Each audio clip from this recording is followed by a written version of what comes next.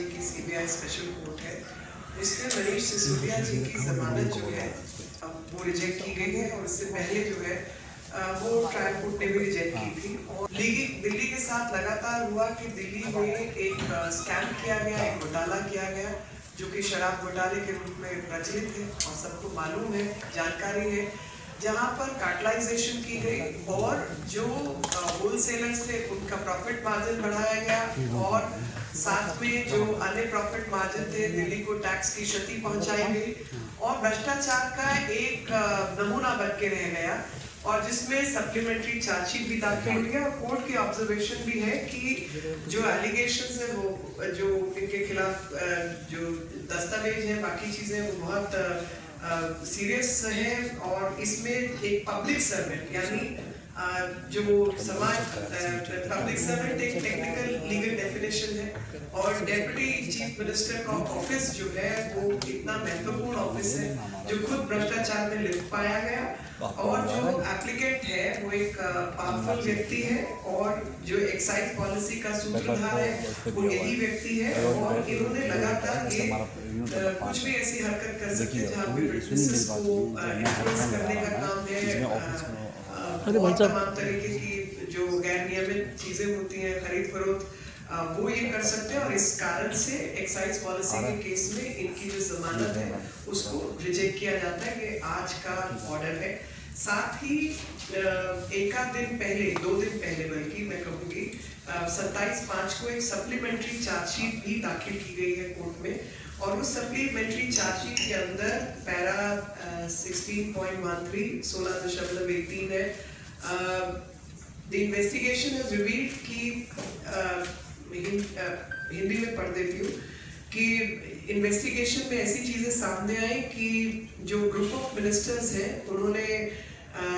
12% wholesale का profit margin बढ़ाना है L1 लाइसेंसी के लिए, उसकी कोई डिटेल प्रस्तुत नहीं की गई और ग्रुप ऑफ मिनिस्टर की जो रिपोर्ट है उसको एक्साइज डिपार्टमेंट से मांगना था वो नहीं लिया गया। और यहाँ तक कि अरवा गोपी कृष्णा जो एक्साइज कमिश्नर बने 5 मार्च 2021 को उनको इस ग्रुप ऑफ मिनिस्टर्स की मीटिंग में बुलाया तक नहीं गया। तो ये जो अरविंद जी और जो स्टेनो है उन लोगों के बयानों से ये मैच करता है। सर्च कंडक्ट की गई और उस सर्च के दौरान जो कंप्यूटर सीज किए गए, हार्ड डिस्क लिए गए, उनमें से इमेज को फोरेंसिक जांच के लिए रखा गया और पाया गया कि जो nearly final draft group of ministers की रिपोर्ट थी जिसके पहले पेज पर लिखा हुआ था कि डाटा नीडेड, जिसमें कई सारे पॉइंट्स थे और उनमें रिक्वायर्ड था सिसोदिया जी ये सब जानकारी प्राप्त करें और उनका नाम भी मेंशन था। और ग्रुप ऑफ मिनिस्टर की रिपोर्ट में एक प्रोविजन था कि 5% जो है मिनिमम डिस्ट्रीब्यूशन फी जो है होलसेलर L1 लाइसेंस के लिए और जिसके ऊपर कोई कैप नहीं होगी इंडिविजुअली फिक्स करने की बात हुई और जो डिस्ट्रीब्यूटर्स हैं उन्हीं को चूज किया गया और जो 100 करोड़ का जो काम था उसको 500 करोड़ के लिए उसको बढ़ाया गया। इसी प्रकार से बजट को लेकर जो स्टोरेज डिवाइस है उसने भी जांच पड़ताल की और रिवाइज्ड ड्राफ्ट जो ग्रुप ऑफ मिनिस्टर्स का है उसको पेश किया गया और सी अरविंद और सुनील सिंगल जो टाइपिस्ट हैं उनके कहे जो उनका बयान है उसके अनुसार पाया गया कि 10:28 पर ये काम हुआ क्योंकि उन्होंने अपने बयान में कहा कि ये 10:30 के आसपास की बात है, तो 10:28 पर ये हुआ जो फोरेंसिक रिपोर्ट में सामने आया। और सी अरविंद ने अपने बयान में कहा 164 का जो इन्होंने बयान रिकॉर्ड करवाया था उसमें इस बात को रिवील किया कि 5% से 12% तक जो है उसको बढ़ा दिया गया और जो EDP प्लस इम्पोर्ट फी थी और साथ में जो L1 लाइसेंसेस जिनका टर्नओवर जो है उसको एलिजिबिलिटी क्राइटेरिया वगैरह 100 करोड़ से 500 करोड़ हर साल का कर दिया गया फॉर द पास्ट 5 इयर्स। ये कंडीशंस को बदला गया। इसी तरीके से और नाम आए 20 मार्च 2021 को और 21 मार्च 2021 को एक्यूज जो है साउथ ग्रुप वाले अभिषेक बोनीपल्ली, अरुण आर पिल्लई बुच्ची बाबू गौरतला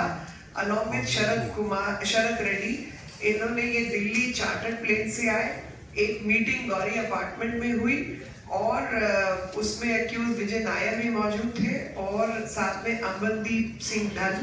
और अर्जुन पांडे, जहां पर इस कॉन्स्पिरेसी को इजाद किया गया, हैच किया गया,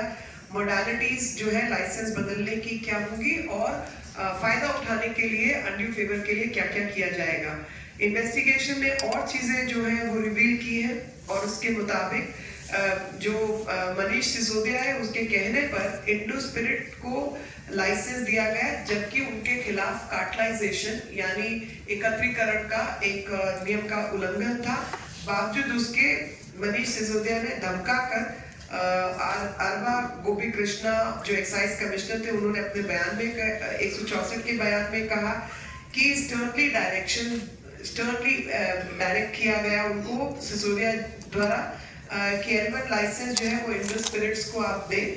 और जो सेकंड एप्लीकेंट थे, डिस्पाइट बीइंग इन्फॉर्म कि एक्यूज मनीष सिसोदिया की कंप्लेंट्स कार्टलाइजेशन की थी, ब्लैकलिस्टिंग की थी, मगर इसके बावजूद उस जो कंपनी है उसको लाइसेंस दिया जाए, ऐसी जो है वो सेकेंड चार्जशीट के अंदर, सप्लीमेंट्री चार्जशीट के अंदर इस तरीके की चीजें सामने आई है। जिन सब चीजों को देखते हुए, इन्वेस्टिगेशन को देखते हुए ये जमानत को जो है रिजेक्ट किया गया है। और वापस मैं अपनी बात कहूंगी कि जब बाढ़ ही खेत को खाने लगे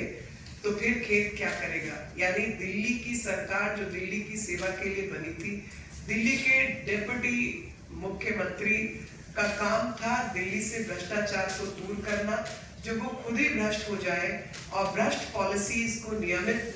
निर्धारित करने लगे तो दिल्ली की सेवा कौन करेगा, दिल्ली से भ्रष्टाचार को कौन हटाएगा।